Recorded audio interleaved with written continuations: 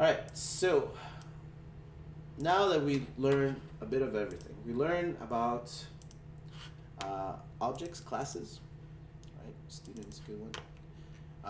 So this is basically a blueprint to my objects. So when my objects get created, they will be it will be defined by what I do inside this class student, right?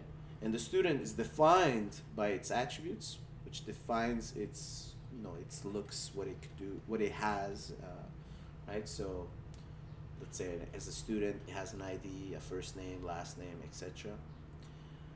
It also gives you the actions it could do. These are done by the methods, the functionalities of that object. So these are the stuff that it could do. So each time a student is created, a student could study, take an exam, submit, pay school fees, cheat. It could add a course, remove a course. It could get the height in centimeters, get the height in feet, of that student. So if I ask you, what's your height? You would tell me, do you want it in meters, feet, or centimeters? And then you would give me a value because you know your values. Getters and setters is the same thing, but this, we're creating an encapsulation where information hiding, information such as your first name, last name, should be available to others to know about, but not to change. So in these cases, we make them private, and we create some getters, which the only thing it does is return that value. So this returns a copy, where if they change it, it doesn't matter to us because they're not changing our actual name, right?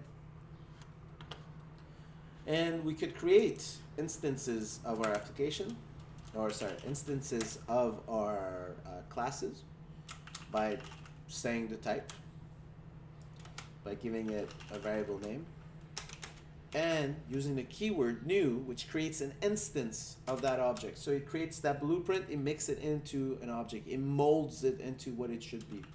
So in this case, student. And then we also notice that when we're creating an object, we're going to be enforced to give some values inside our constructor. So the constructor is kind of enforcing that these parameters are set before they're used. So before our object student is used, we want to make sure that the first name, last name, an ID, and all of those things that we believe is essential for this object to function correctly will be set inside the constructor. And remember, we could have multiple constructors, but only once would it run. So this only runs once, and that's during the new keyword, okay? So the moment I call new, it's the moment it's gonna create my object, and the only time it's gonna run a constructor, any of your constructors. So we could overload this constructor by saying public student, and then this one I only take the first name, last name, and that's it, right? So now I could either run this student or this student. Only one of them is gonna run, right? It's overloaded, so one of them is gonna run because this constructor, notice a constructor doesn't have a return type. Only one of them is gonna run, and then it's gonna get created. So in this case, if I do Control P here, inside that braces, Control P, I would see that now I have two lines because this constructor is overloaded. I could create a student with the first constructor, which requires all of this, or with the second, which only requires a first name and a last name. So let's pick someone from this list. Let's say Gopi. And I give it a last name, Chan. I'm not sure if that's your first name or last name, I just pick it randomly. Cool, and now we got an object of student for us. Cool? So this is how we create objects, this is how we define objects, and we could do, now that we created our object, we could access any of those values by going through this, okay? Some of our values are public, like ID. This is why you see an F for that. Well, actually, the F is for final. Anyway, there's a little wording. And we could see all of our functions that's available to be used, such as print courses, add courses, remove courses, get the first name. right? You'll notice it's a function because it has the parentheses, and at the end part, it has a return type. So if it's giving back something to us. Notice again, we don't need to know how the body is done. The fact is, the function name tells us everything we need to know. And this is really important. We want that. We don't want to make it so ambiguous that we don't understand what's going on. Is it going to give me a name, or is it going to do something else? Okay? So make the function names as long as you need to make it as, how would I say it, as understandable, as clear as possible. Because our goals, again, is going to be, students, our main goals is this. All right, let's put that in name. Our main goal is to make sure our code is clean and clear, and we separate the concerns. So students should only take care of student stuff and nothing more. And this is really important. Right? Okay, so let's say, just to get it started, student.1, get me first name. And now if I print, turn that off. Now if I print, you'll notice that it's going to print me Gopi, the first name. Right? Anyone has any questions here? So this new word is to create a new instance. And again, remember, terminology is really important. You don't want to stand out like the little baby 5-year-old that doesn't know the terminology. It hurts you. So learn the terminology, because you'll need to discuss with your boss, with your colleagues, and etc. So in this case, we're creating a new instance of the class student, right? And this, you could say it's mutable, right? Because the values inside changes. Even though you might have parts that are not mutable, some parts are immutable, etc. Like, let's say the courses, it's still considered as mutable, because we don't need to create a new instance of student to change any values inside. Okay, so this is something to note. And you're going to see this is going to make more sense as we go deeper, where mutable and immutable matters a lot to us for what we're doing, because it could cause issues or cause more stress on the system and whatnot. So we'll come back to this eventually.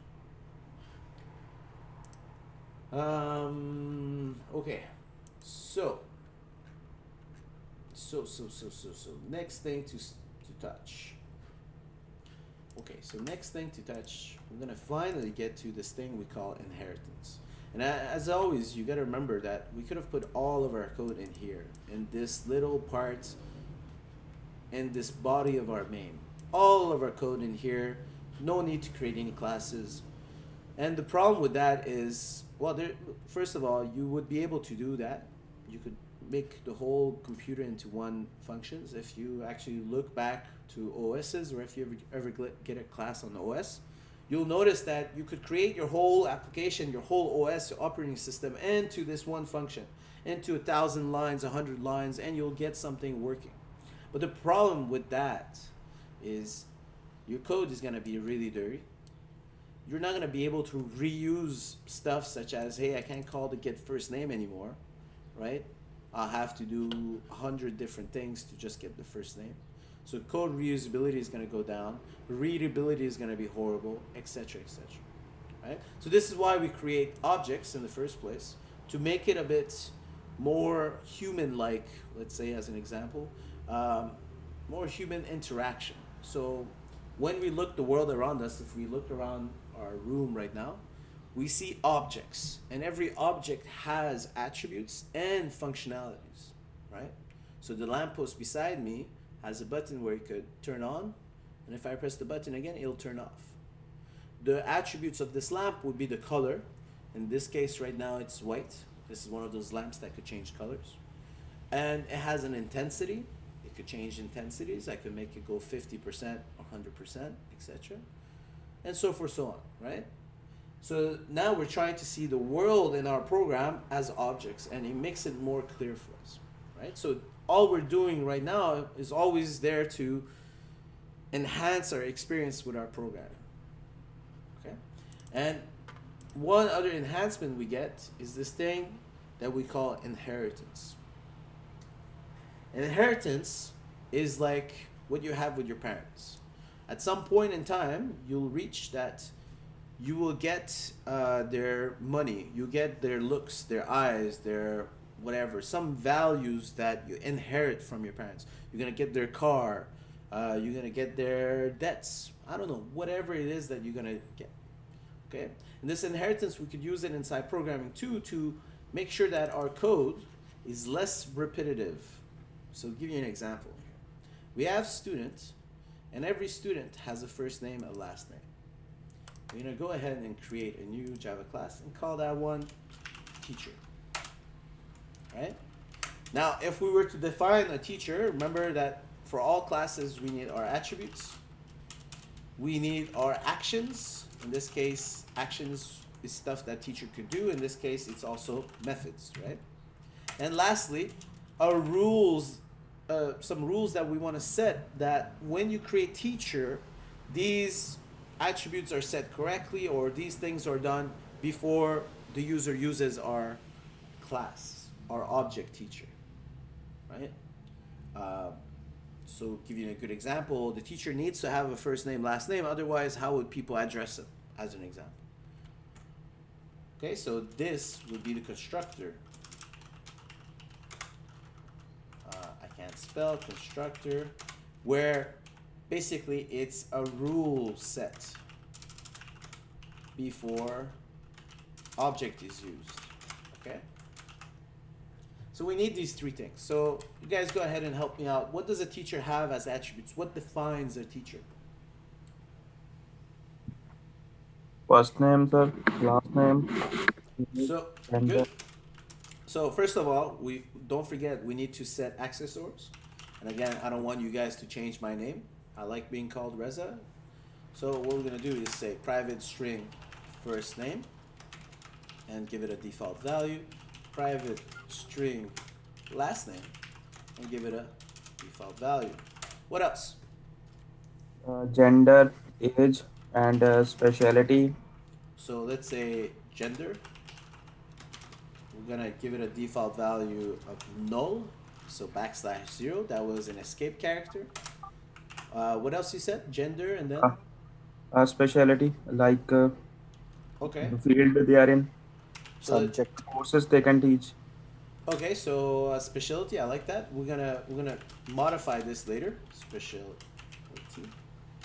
Currently, we're gonna leave it as a string. We're gonna modify this to make it a bit more visible, more readable. We'll come back to this. Yeah. What else? Date of joining the O- college. Okay. So this we could use a date or a date time. Whatever it is, you guys could look into this. So we'll just put date of joining. Now, because this is specific to date of joining, we could make this variable what? Fine. Final, Experience. Fine. right? It's final because the moment it's set, well, it's never going to change. You're not going to rejoin 100 times. You're joining only once in this school or whatever. Yeah. So teachers can also have their IDs. Okay, yes. So teacher could also have private and ID. And the ID as well is going to be once, right? So we're going to make it final, constant. So as soon as you set it, you cannot change it, right? And if you guys remember how we did... Qualification. Sorry, what? One more time? Qualification. Qualification we'll ignore. This is enough for Okay. now. And if you remember for student, when we set the ID, we use something static to allow us to increase the ID and figure out where we are. So this is shared with all the objects of that type, and it will determine to us which number we're at. So we're making it static, so it's shared with all students. The same way we want a shared private static int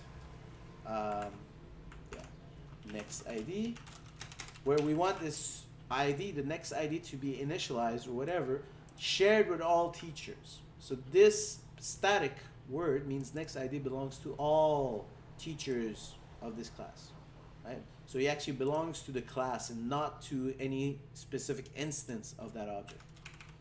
Belongs to class and not the instance. Okay, so this is good enough for now, and we'll come back to it. So there's a couple things that are final, so we need to set those values. It's pretty easy. We know the ID from the next ID. So what we're going to do is inside the constructor, we're going to set those values. Remember that the constructor, we want it to be public so others could create a teacher, right? But some data, we want to set it ourselves inside the constructor. So constructor doesn't take a return type, and it's the same name as the class, teacher. So can we define functions outside a class body? No.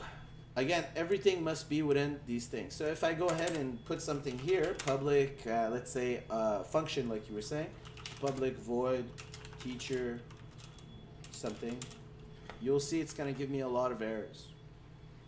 So first error is class or interface expected. So everything must be inside classes, right? If you coming down from a C++ background, C++ is actually not OOP completely. It does OOP, but it's not fully OOP. Java, on the other hand, is fully OOP. Basically, everything in the world, inside the Java world, must be objects, right? This is why we try to see everything as an object. Okay, and this is why every function inside Java is going to be called methods, while in C++, any functions inside of a class is going to be called methods, but any function that doesn't belong to any class is going to be called functions. That was the distinction between function and methods. Anyway, terminology is good to a point. So can you please repeat that again? So, a method? Yes. So there's two words to represent a function, a method. Those two words are function and method. In Java, these two words are interchangeable. Basically, if you say function or method, they mean the same thing. Okay? Because we only have one type of function method. Okay? But in reality, actually let me type it here. In reality, a function doesn't belong to a class. A method belongs to a class. Does that make sense? This is the difference. But in Java, you could interchange it because there is no such thing as a function. Right? So a lot of times you'll hear function and method interchange and no one will notice the difference. But knowing the difference could give you some boost, especially if, let's say, you go in C++, which is a bit higher paying than Java, as an example. Right? Because it's a lower level language, it's harder, more difficult, and gives you a bit more power. Anyway. Okay, so thank you. Cool. As always, that's great. Stop me, ask me questions. So inside teacher, we need to set the ID. We could do that. Let's make it full screen. So inside teacher, we whenever we create an instance of the teacher, we want to set the ID. So we're going to do this .id is going to equal to the next ID, and then we're going to increase the next ID. Remember, this is post-production. So after this line is done, after ID has been set to next ID will increase. Right? This is the same as saying this. It's the same exact thing. Okay?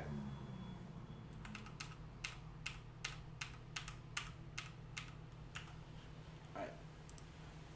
So, we set the IDs, then we need to get the name and last name. So here we're going to do string, first name, string, last name. And then we need to, let's say we're going to set all the other stuff too. Gender, specialty, we're going to leave it B. And date of joining, we don't need someone else to do it for us. The moment this instance get created for this teacher, well, that's the moment he joins. So here we could do it ourselves by saying date of joining equals new date. And here I think there's something to say current date time. Let's see if there's a helper class date time. There are some. but we're just gonna do new date. And I think the default thing, if we do Control Q, if we read a bit of the documentation, so allocates the date object and initialize it so that it represents the time at which it was allocated. So that's the current time. So this is perfect. So now if we were to, let's say, print that time, see out date of joining, hopefully we get the current time. So let's go to main and let's go ahead. We're gonna keep this student here. We're gonna create a new teacher, teacher 1, new teacher. First name is gonna be Reza. Last name is gonna be M. What else do we need in there? Let's do Control P to get the arguments, Control P. And we need the gender, I'll put it. So now, if we run this, as soon as he tries to create an instance of a teacher, it's gonna assign the ID and the date. And if you look at the date, it becomes the current time. So it's okay, right? We always want to test out as we go along. You don't want to wait till the last second to make sure that, let's say in this case, this new date is going to create a date with the specified time. Okay? The more you leave to chance, the more problems you're going to have over time. Okay.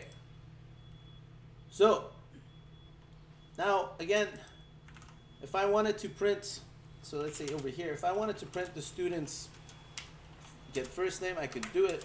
But if I wanted to print out the teacher's first name, I don't have it. And I gotta go and create those methods that I need to get the first name or the last name. And this is problematic because I'm repeating my code, right? Notice that if we go into students, notice if I switch from student to teacher, you're starting to see that a lot of the stuff in there is the same thing. Actually, this sounds better if it was gender. So refactor, rename, gender. Yes. Okay? So if you look at it, it's exactly, let me see if I could. There we go. So ID, next ID, first name, first name, last name, gender, age, etc., etc. So a lot of things here will have the same. And again, we'll need to create encapsulation on my first name and last name so that people could know what my name is, but they cannot change the value. That's why we're setting it to private.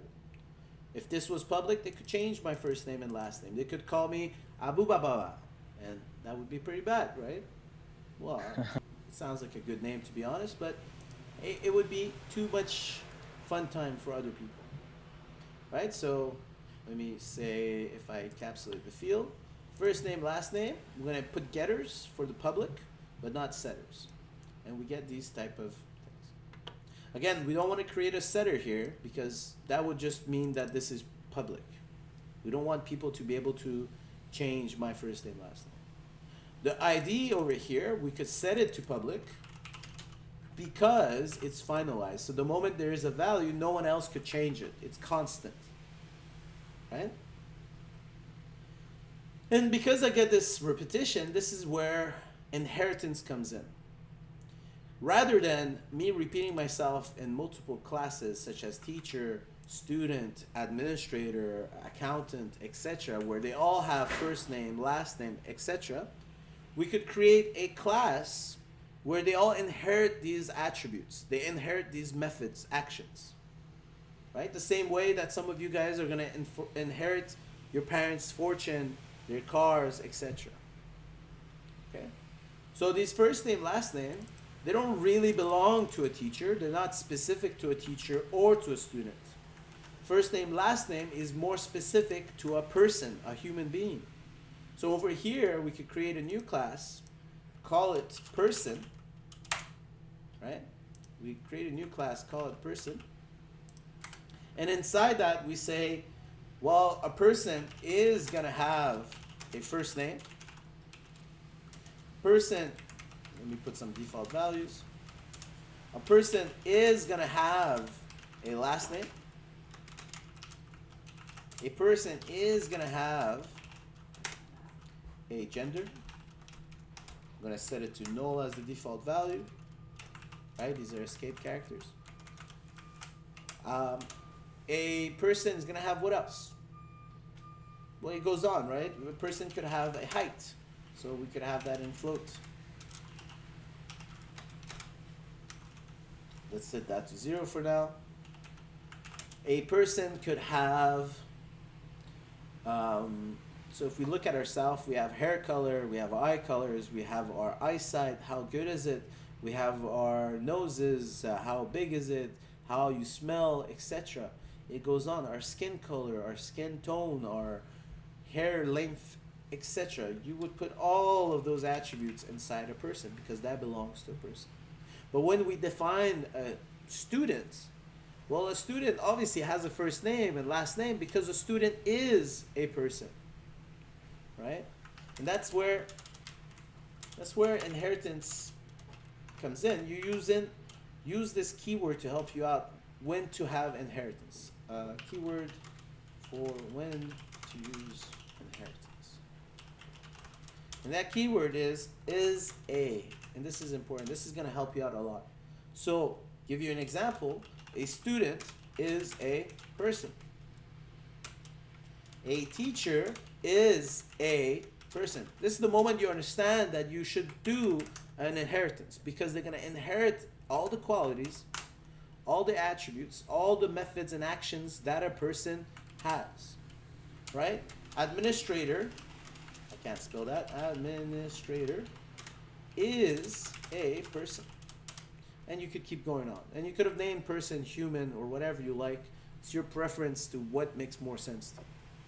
But the fact is, these are person, and they're all, each one of them, student, teacher, administrator, are all going to have a first name, last name. They're all going to have a gender and height. And whatever else you make person have. Cool?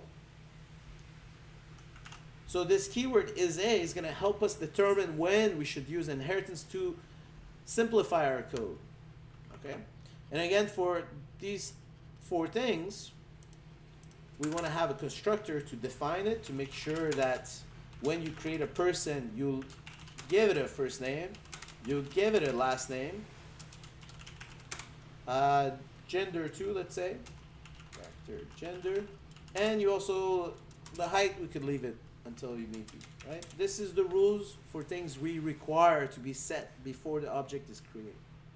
And inside there, we're going to say this first name equals first name. This last name. If I'm going too fast, please let me know. Right? So now whenever you create a person, you must define the first name, last name, and the gender, where we're going to set it to our attributes. And because they're all private, we want to be able to tell other people that my first name is this, my last name is that, my gender is this, my height is that, without allowing them to change my values. Right? So what we could do, again, right click, refactor, encapsulate fields, make our life easier. So first name, last name, gender, I don't really need to tell the world what my gender is, so I could not put that. We're going to create a first name, last name, getter, not a setter, so we're going to turn this one off. If we create a setter, it's the same as saying, hey, the public could change, the public, my first name and last name is public, right? Anyone could change those values. So we're going to return that.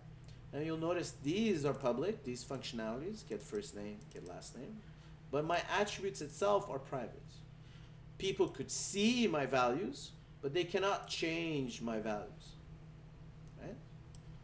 Let's say for height, I want people to see it and I want people to change it, but I want to put restrictions to height. So here again, we're going to refactor, encapsulate, let's say height. We're going to create a getter and a setter, but you're going to see this is going to be a bit different. So making this public is the same as saying this is public over here, my attributes. And this is a bad thing. But I want people to set my height for whatever reason. The first thing is to get my height, this is perfectly done, it's set.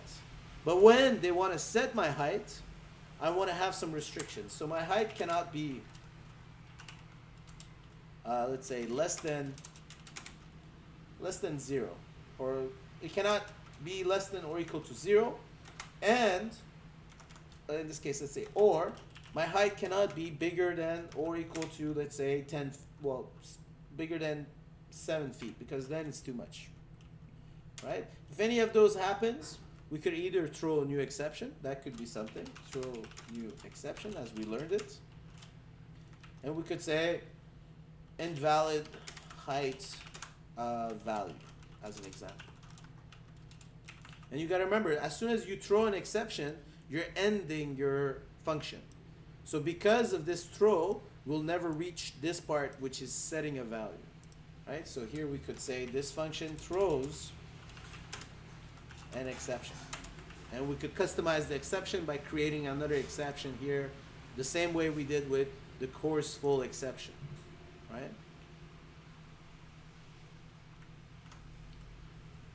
So far, so good. Any questions?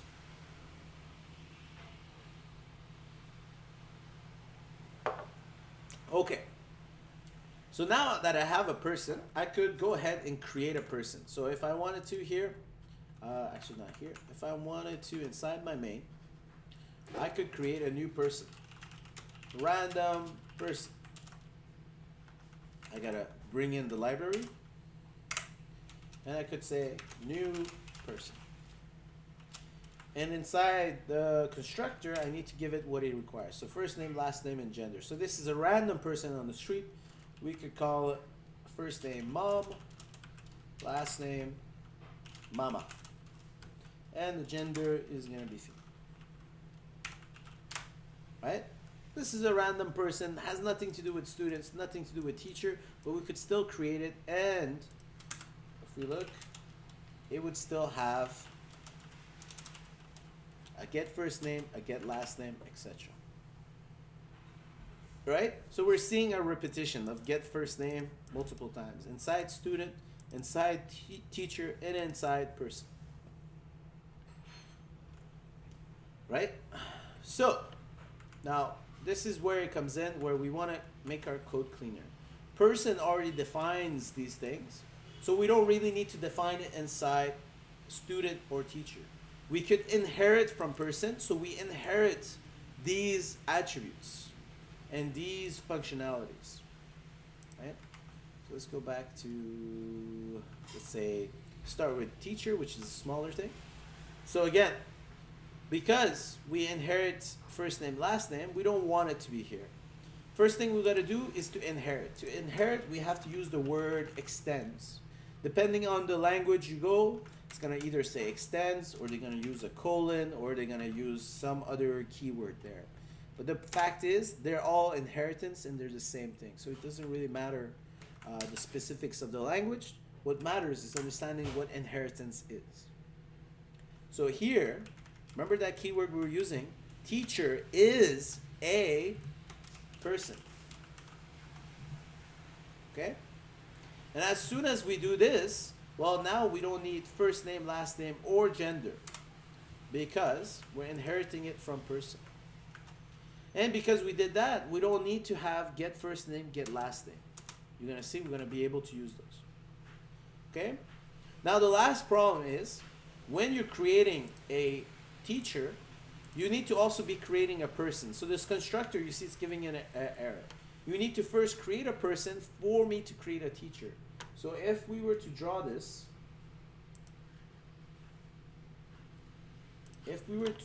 again inside the heap memory. So let's say this, actually let me create it a bit cleaner. So again, this is my heap memory. This is where all my stuff is. And this is my stack memory. This is where my variable declarations are. So the moment I create a person, let's say, and the moment I create a teacher, you're going to see what's going to happen. This is interesting. Okay, so the moment I create a person, it's going to go inside my heap memory and create enough space for my person object. And you call the constructor, and inside there is all the stuff required. So let's say this is the stuff, this is the amount of space a person requires. Okay, and if you don't understand the heap or the stack, this is something really important. I I really suggest you go back in the videos and look at it, understand it, Google it even, do whatever you need to make sure you understand this correctly.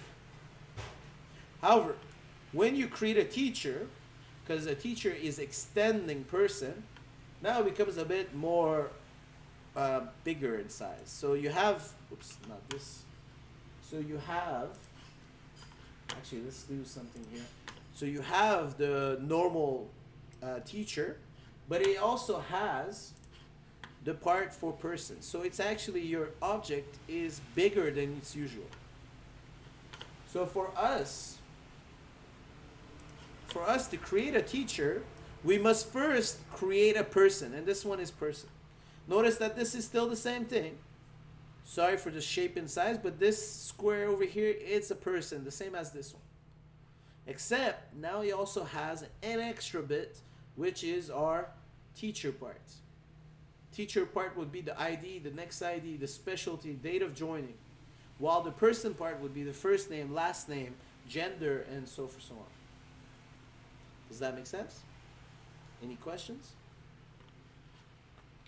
And because of that, when we create a teacher, we must first create the inheritance chain. So in this case, before we could create a teacher, we must create a person. And to use that, to use our parent constructor, we use this keyword super. And we put it inside parentheses. So we're calling, notice that the IntelliSense pops up, we're calling the constructor of person.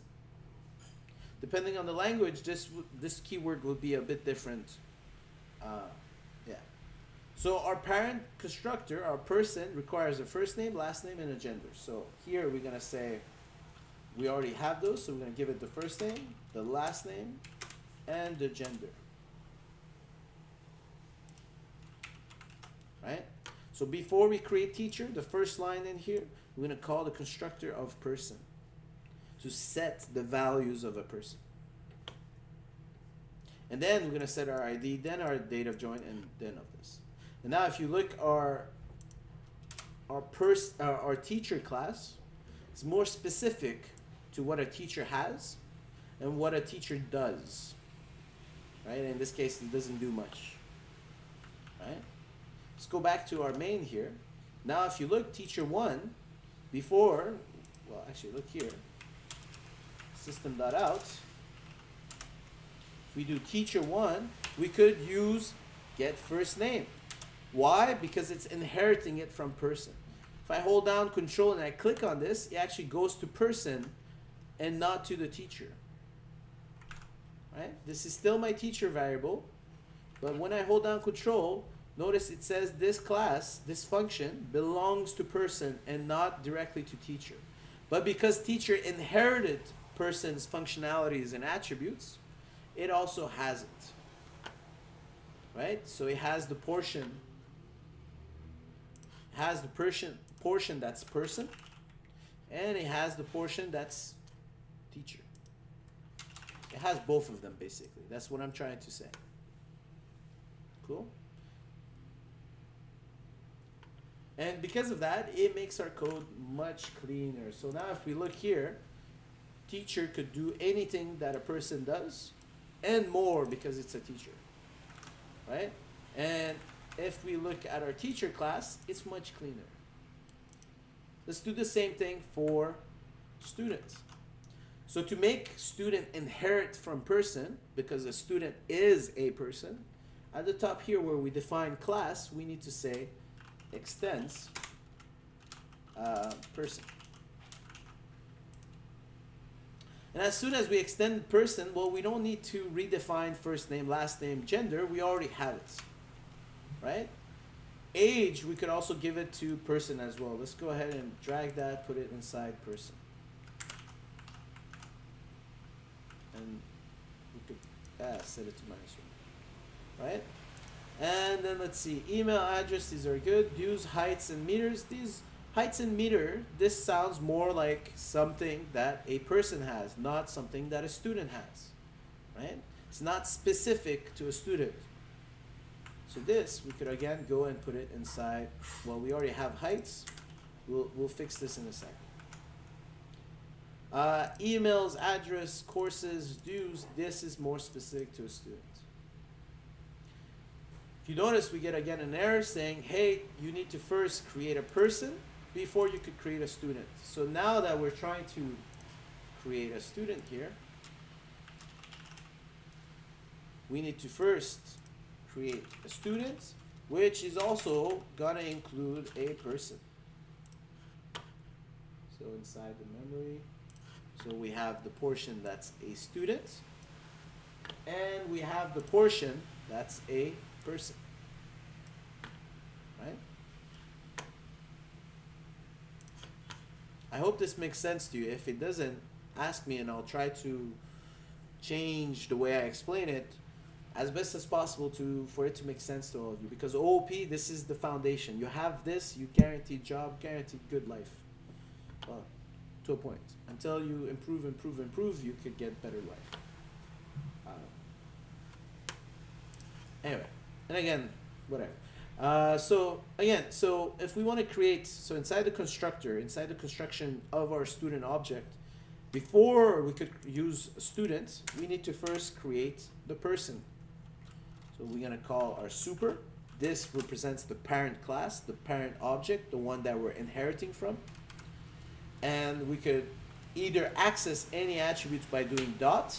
You'll notice we could get first name, get last name, get the height, etc. Or we could directly call the constructor by doing parentheses. And inside that, we need to pass in the first name, the last name, the gender. We don't have a gender here. It's called sex here. Let me change that refactor to gender.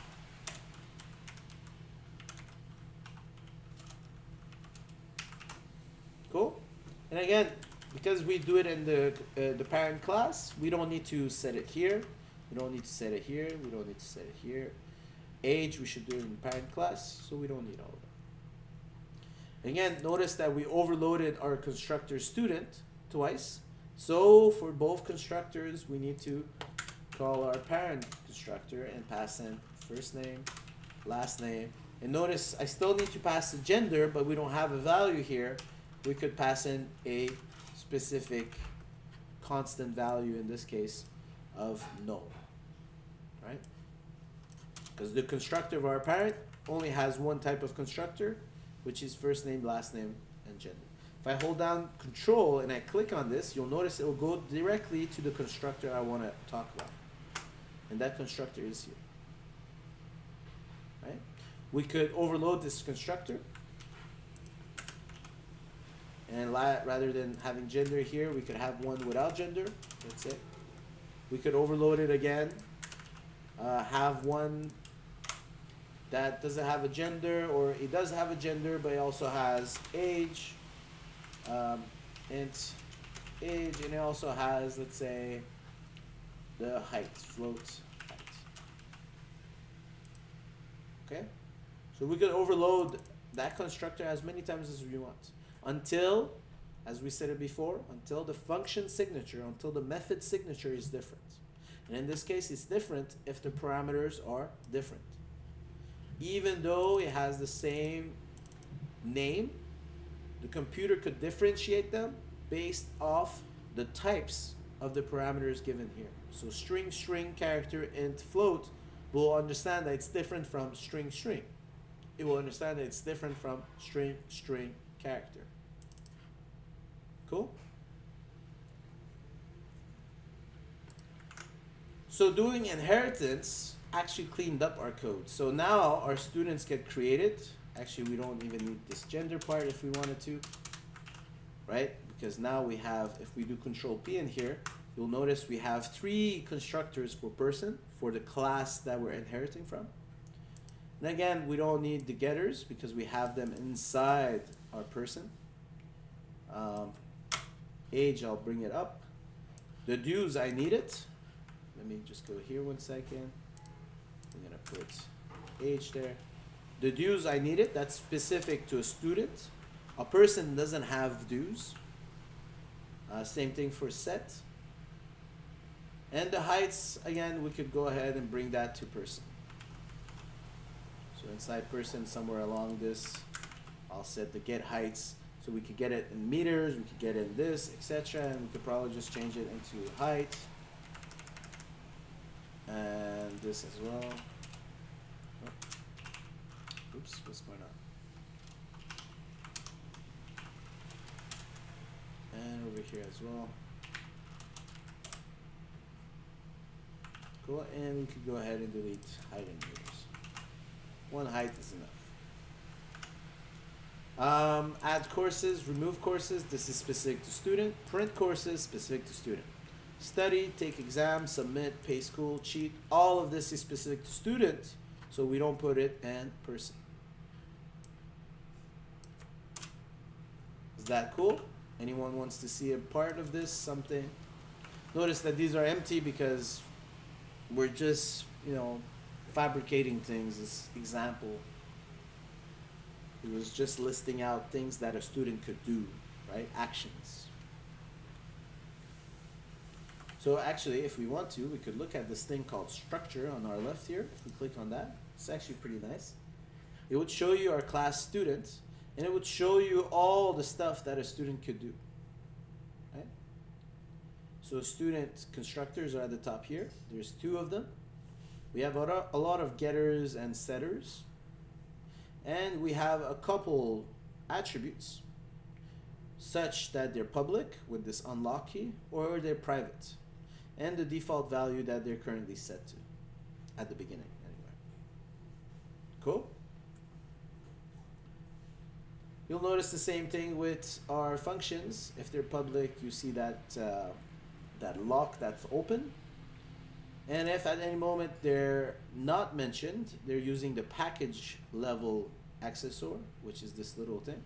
And if we add, let's say private, becomes locked, right? And so on. And the icons change to represent whatever's going on.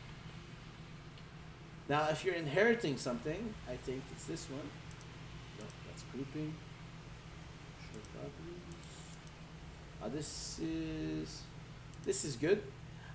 When you turn on the properties sign, let's say such as dues, it'll show you everything related to that. So dues, which is our float. If I double click on it, no. If I go up here, we have dues, right? Our field values. Our field value has 3 functions to it. Our field value has the attributes to it, and it has 2 functions, get dues and set dues. Cool. The rest of our stuff does not have a getter or setter, so we could ignore that. Same thing for this, same thing for this, same thing for this. Okay, we didn't create any getters or setters.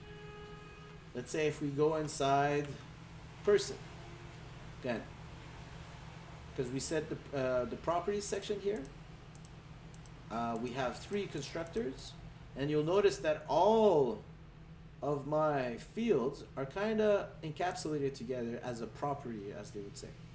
So in this case, this first name, it has a getter, and it has the attribute that goes with it. But this is nice to see things like this. Gives you an idea. It makes it a bit easier to understand what's inside your class as it gets bigger. So looking at the file structure is an important thing, and hopefully you'll start using it. Maybe at the beginning not so much, because our projects are always too small to matter. Cool? Any questions? And this is the inherited button. That's a cool one. So you'll notice, actually let's first go back to, let's say teacher. That's a small one. We turn on the inheritance. You'll notice that we get first name, last name, and this is all the stuff that's inherited, even though it's not being shown here. Right? So this is inheritance. So we inherit things from our parents, it being attributes or it being functionalities. Now, you got to understand that the accessors are still important. So if we go back, well, let's say if we're inside teacher and we want to access a directly first name, or let's say gender. And inside teacher, I say this dot gender, and you'll notice gender is not showing up. Because again, the accessor private says the only person that has access to this attribute is person. So let's go back to teacher, and let's say I want to change my first name. So I type in first name, and I say I want to change that. Well, this is not the correct first name. Let's say this dot first name. You'll notice that first name is not showing. Right? This is because first name is private. Even though the accessor is public, where is get first name? Even though this is public, this part is private. Even though teacher has a first name, so if I say this dot get first name, even though it has a first name, it cannot directly access it unless the one that created it, in this case person, modifies it or creates a setter for you. Okay? Does everyone make sense here? One thing we could do is to change this accessor from private to something we call protected. And what protected means is, well, private means only this object, could have access to it. But protected means me, the object, and any of my relatives, anyone that inherits from me has access to this. So a good example of protected would be your parents' car. It belongs to your parents, but sometimes you go ahead and you take the keys and you take the car for a test drive. Right? You have access to it. Another example of when you should not use protected is your parents' bank account. You want to make some functions for your children to be able to access some money, but you don't want them to have direct access to your money because you know they're going to go and spend it all on iPhone 10, 20, whatever the version is. You know they're going to go spend it, have fun and whatnot. So you want them to have some access, but not full access. So protected in this case will give first name, this attribute we created, accessible to anyone that's either the object itself, in this case person, or objects that inherit from persons such as teacher. So now I could say, what happened here? So now I could say this dot first name, and you'll notice that I have access to it, and I could change it to blah blah blah, whatever it is.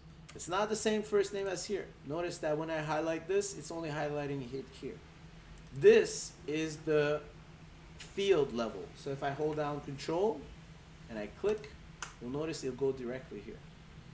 This is what protected is.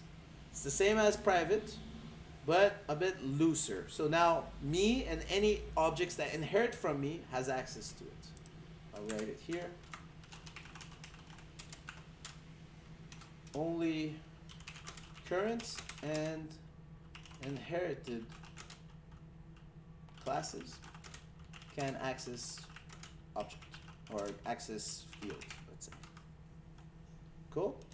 Comparatively to private, which is only the current class can access, or the current object can access and modify, do whatever he wants. Public is everyone.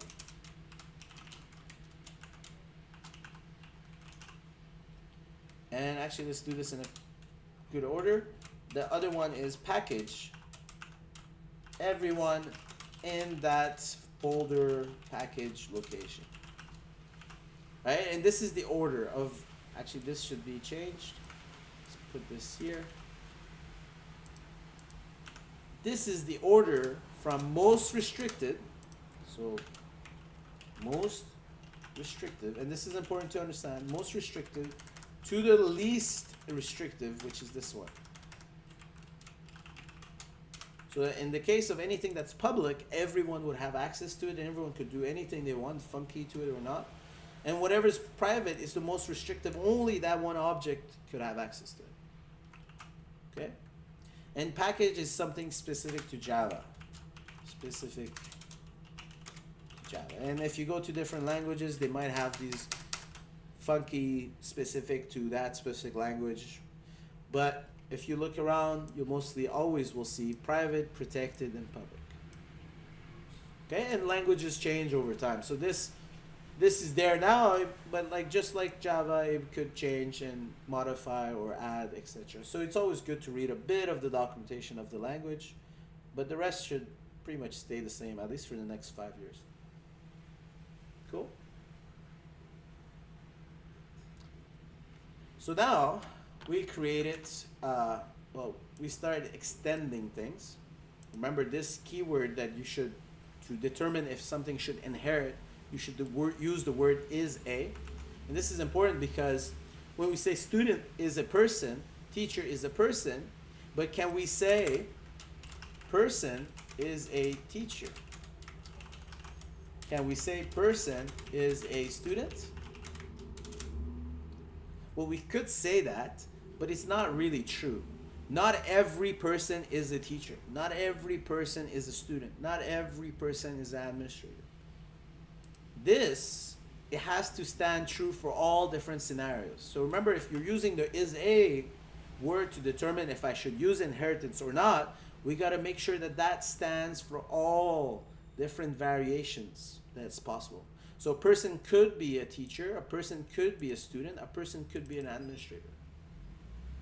While a student is always a person, a teacher is always a person, administration is going to always be a person.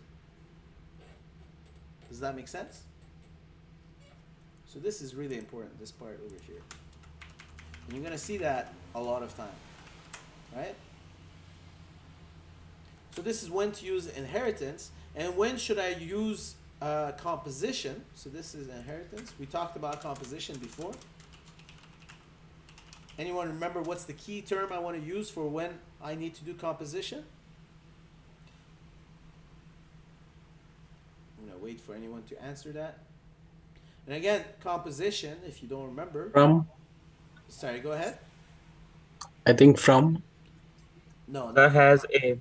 yeah, has a. Thank you. Composition, it's what defines that object. So in this case, composition in here would be a person has a something. And this is again important. It helps us build our classes. So let's say as an example, a person has a name, right? A student has a course. A course has many students. A course has a teacher, right? So these are compositions where they're referencing each other. And you might have other terms in there like aggregation and whatnot. We'll come back to that in the future. It doesn't really matter. But in this case, remember to use inheritance when you could say is a, and to use composition when you could say has a. Okay? And if you can, use this over inheritance. Okay? Because people kind of overkill inheritance and your code becomes messy. Again, we want to keep our code as clean as possible. Is that clear? So these are two things to always remember actually. This is going to help you out a lot for your early years. So if you don't understand it, let me know. So again, composition, person has a name, person has a first name, a last name, etc. A student has a course has many students, a course has a teacher. So if you look here, a person has a first name, has a last name. If we go to, let's say, student, a student has an email, has an address, has many courses, right? Has many courses, has a due, etc. If we go to courses, a course has a maximum amount of students, has a name, has a lot of students, has a counter for the amount of enrolled students. Cool? Any questions?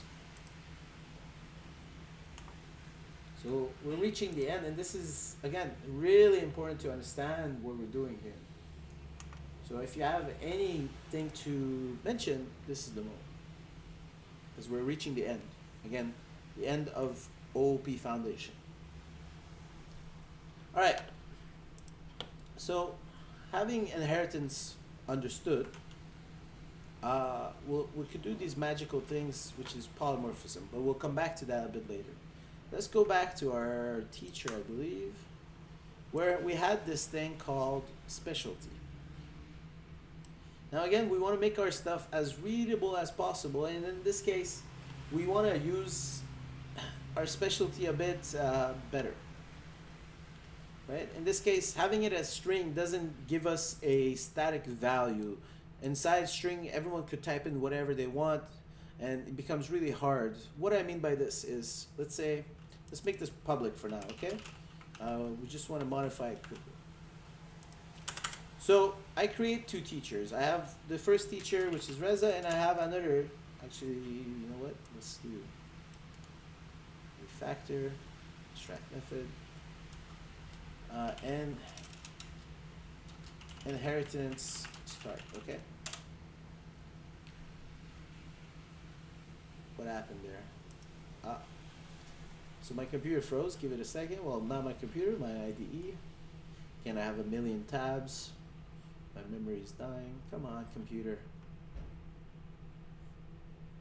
As soon as this starts moving,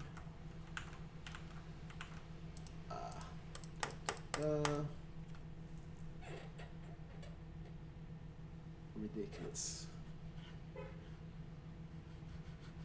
So any questions while we wait for my computer to not be what it is?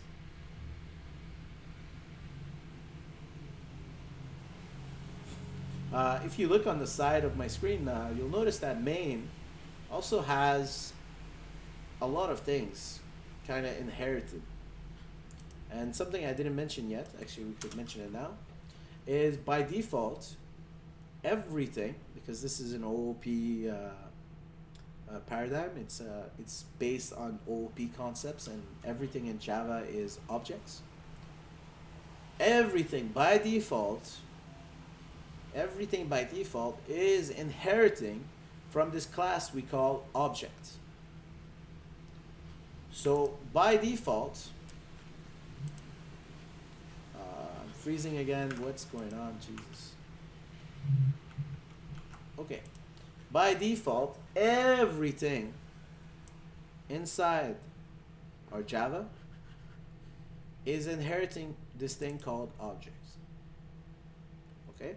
So if you had to say what is the grandfather of everything, you know, what is the parent, what is the the Adam and Eve, if you want to say, of all the objects that we create, well, it's going to be this class called object. And inside that class object, we have a couple things that's given to us, such as, such as this toString. And this is an interesting one. We've seen it a couple of times. Remember this @ sign? Actually, we might as well talk about it now, and we'll come back to the next part in a bit. So let's go back. Actually, let's first fix this error. This we could. Okay, let's go back to our main here. Comment this out. So let's go ahead and create, let's say, a teacher. I'm gonna need that in a second anyway. And actually, you know what? I'm just gonna copy this. So when I create a teacher, something really cool, I could print a teacher1. So I'm printing to the console an object. Well, does that even make sense? How do you determine what should be printed when I print a teacher?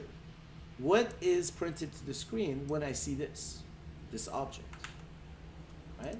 But even though we don't understand visually from this, it still prints something.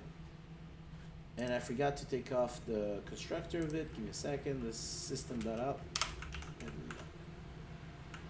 Actually, I'm going to keep it. Just comment it out. So if I print this object, if I print the object, notice it shows me this thing. Right? If I were to create an array of, let's say, let's say an array of integers. Actually, let's just give it values, 3, 3, 4, 5. And I go and I say system.out, because you've seen this is why I'm going to show it to you.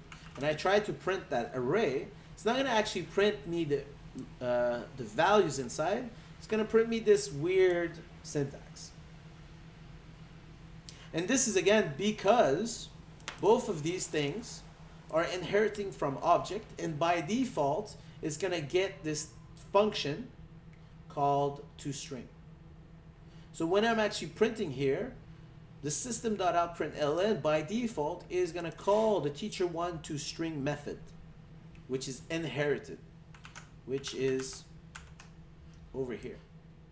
And if you look at it over here, you could see you're asking, get the class name. So in this case, my class name was school.teacher. Why? Because teacher inherits, no, sorry, school is it's the package, right? Whatever the naming is. So the package dot the class name. And then go get me some random value, let's say where it is inside my my memory. So hash code, if we look at the hash code, we could figure out what it's doing for that. Okay? We're not going to care for it so much. And if we look at our, in this case, if we look at our integer array, we could see it's determining it's an array because of the brackets, and it's saying it's an integer because of the I. Again, I'm assuming here I should read the code a bit more, but if we read this, sorry, where was it? Where? Let's bring back our structure. Let's go to string. If we do a get class get name, right? This is how it determines the name. In whatever case it is, again, we're not going to go into the specifics, but actually, if you look a bit of in the descriptions, it's trying to explain to you how it's going to print out these names. So if you have a multiple array of an array of an array of an array of an array of an integer, it's going to return you of an array of an array of an array of an array of integer, right? So this is really interesting thing to see. Anyway, coming back to here, my point being is that every object, and both of these are objects, there is no such thing as arrays. Remember, primitive types does not include arrays. So both of these are objects, and both of these are going to inherit. And then they're going to inherit by default inside our heap memory. By default, they're going to inherit object and whatever else they need to, and then themselves, right? So giving you an example for teacher, we have this one as teacher, this part as the person, and by default everything inherits by object. So there's three things grouped together to give you this one person. And inside object, you inherit this function called toString. And for this array over here, ages, it does the same thing. You have you have your array. Let me draw that. You have your array. Let me make that. So let's say this is your array of size 1, 2, 3, 4. So this is size 4. Right? The size of your integers. And you also have your object inherited. Right? So this part is your object. So this is our array. And this part is our object. Okay, again, inside the memory, it's giving you all of this. So when you inherit, you get all the functionalities, all the attributes. And in the case of everything inside OOP paradigms, inside other languages that are the same as object-oriented, you would all inherit from the root of everything, which is object. And inside that, let me go back to the mouse. And inside that,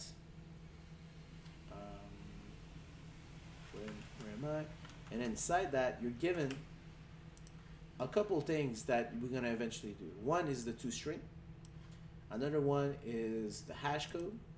For now, this is not so important for us. Later on, this is important. Another one is the equals. So if I want to compare this object to another object, how do we determine if they're equal? Does one teacher equal another teacher? Does one student equal another student? How do we determine that? And a couple other ones that you could see over here, okay? But the most important ones is going to be that toString, equals, and maybe hash code, okay? Now, let's say that toString over here. Let's go back to our teacher. Let's go back here. When I currently when I print out this object teacher, prints out this weird thing, right? Again, it's because it's calling that inherited function, which is toString. I want to make, so the first thing you could do with inheritance is you could actually override anything that your parent gave you. So if we go back to our teacher class over here, inside my action methods, I could override some functionalities that I inherited from someone. So in this case, I inherited from person, but I also inherited from object. So I could override a function. So when the moment I do this, the IDE tells me, what do you want to override? You have all the functions from person that you can see here, right? School.person. And we have all the functions that we get from Java language object. And in this case, I want to override the toString. So I'm going to press this. Now you're going to understand a couple of things that's being shown here. We're going to explain it. The first thing that you're going to see is this annotation. Okay. Now an annotation is not important. You don't need to write it. If you wanted to, you could leave it blank like this. Right? It's still going to override the thing. And I'm going to show you the example in a second. We're going to come back to this. But an annotation allows the compiler to know that you're trying to override. And this is really important. Why is this important? Because remember, we have three major errors. We have compile time errors, runtime errors, and the worst of all, we have logic errors. In the case where you do not write this override, I'm going to show you the examples in a second and a bit later actually. The moment you don't write the annotation here, the compiler doesn't know that you're trying to override the system. So right now it works out fine toString, right? You see it, it's orange because it's being used, okay? Yeah, one second. But if for odd reason you misspell it, it's not going to give you any errors. It's still going to compile correctly, right? But now it's not being used. This is why it's gray. Remember, the IDE shows you in gray whatever's not being used at all. And you can see when you put your mouse over it. And again, we want to force the compiler to give me an error if I do these silly mistake, because this would be a logic error, right? No errors is going to be thrown, but my functions are not going to do correctly. But the moment I add the annotation override, you'll notice I get a compiler error. Whoa, whoa, whoa. This method that you're trying to override does not exist. Are you sure this is the correct method? Right? This is why we're using these annotations, to make sure that we have less errors. So over here, if I change this back to capital S, you'll notice the override is not going to give me any more compiler errors. And that's why we're using this annotation override. And depending on the annotation, it does a bit differently, but we'll learn annotations a bit further. But make sure you understand that this is not obligated.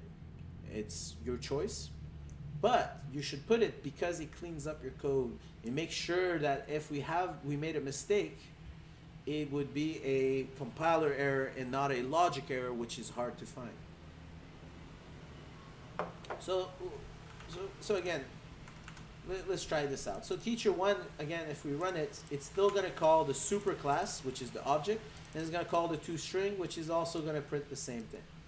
Now, if I replace this, let's say to I am teacher, and I run it again, you'll notice that this time, it's actually going to print out I am teacher, right? So we're overriding whatever object gave us, right? In this case, to define a teacher, what should it be? Well, it should be my name.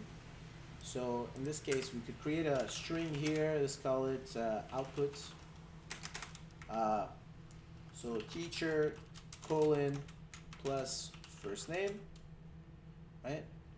And we could do a new line. Output plus equals. So I'm concatenating some more strings to whatever this is. And remember, at the end of this, we added a new line. And what else do we have there? I could show the courses I'm teaching. I could do whatever I want. It's my rule and definitions on this. So in this case, let's say our specialties, if we have any, or a date of joining, actually, that's a good one. Date joined. And we could say date of joining.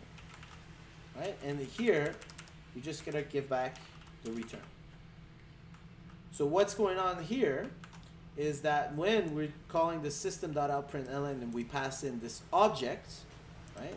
Println understands that this is an object that we're given, and it's gonna go grab the the toString from it, okay? More details than this, we don't need it right now. So it's gonna go inside, grab the toString, and print out that value. So now if I press play, you'll notice I see teacher first name, Reza, date joined this. If I go back here and I create multiple teachers, teacher 2, teacher 3, teacher 4, call this Davis, Jones, and Meow. Now the cool part is I could just print them out by saying teacher 2, teacher 3, teacher 4, and whatever else, right? And that's much easier, much cleaner than having our main filled up with stuff, right? This is one of the reasons we would use the toString. And it's much cleaner here because I could give just the object and print out something nice. Teacher Reza joined at this date, and I could have gave more information such as the classes he has, etc. Teacher Davis joined at the same time apparently. Again, the computer's really fast. John's, same thing. Meow, same thing. And you notice our array, in this case, this is still printing something ugly. Why? Because we never overrode that to print. Cool? Any questions?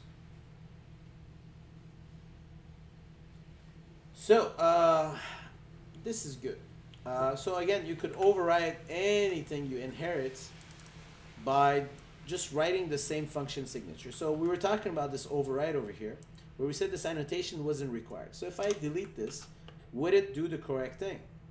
Let's run it again. Well, yes, it would, right? This annotation, again, it was there to help us make sure we don't make a mistake. So in this case, if I come in, I lowercase the toString, now I did do a mistake, but I could still compile my code, but the output is different, right? Because now the system.out.println cannot call the correct function name because it's expecting to have the name toString capital, right? And we can't find this error because this is not an error. We created a function called public string toString, and it's perfectly fine. If we want to enforce that we're overriding, this is the moment we're putting that annotation override. And you could see it's telling us there's an error. And if I try to compile, you see it's going to give me a compilation error saying this method does not override or implement a method from a super type. Are you sure this is what you want? Right? Any questions? So now I can run my application. And now it's clean.